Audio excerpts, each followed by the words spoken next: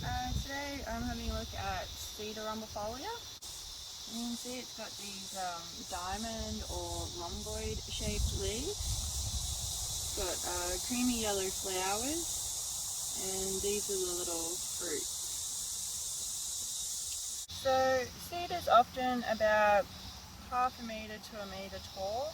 Every now and again it can reach up to 2 metres tall, but it's a fairly small little shrub. Long-lived, very, very hardy. And its common names are Queensland hemp or wireweed, which if you actually try to pull it out, you'll discover very, very quickly why it's called that. Very, very strong plant, so it's almost impossible to pull it out of the ground unless it's been raining a lot, but it does actually make it very good for the fibres which are used as a textile. So Sida is eaten, so you can use the leaves as a vegetable. You can also make tea out of it. So it's pretty commonly used. It gets used a lot in India as a food and a medicine.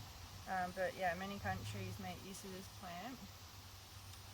So there is a few things to be aware of with Sida.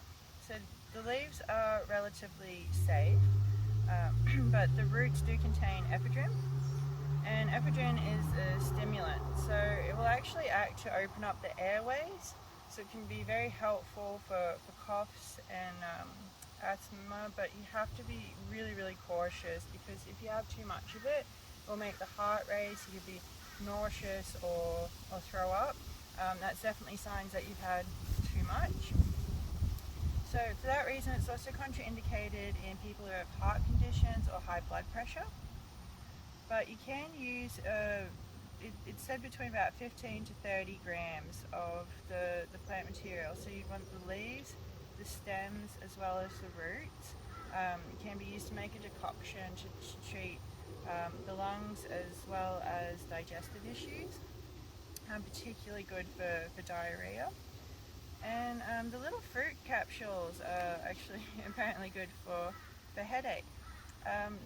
The plant also contains PEA, which is an analgesic. It is probably responsible for some of the anti-inflammatory properties of this plant. It's also antimicrobial, so antifungal, antibacterial. So it's a really, really useful plant.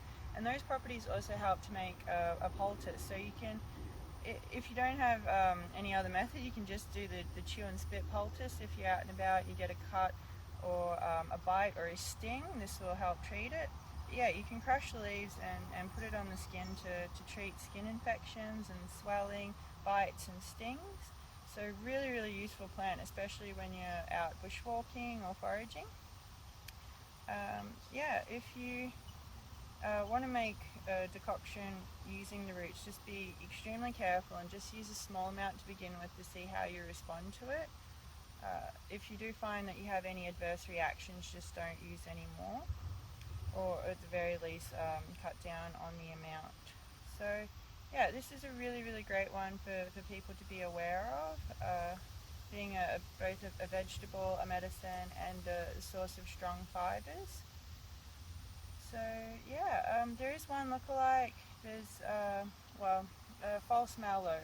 There's two species of malvastrum that look a little bit similar to this, and they won't kill you if you mix it up, but they're not edible. So do try to make sure that you're careful with your identification.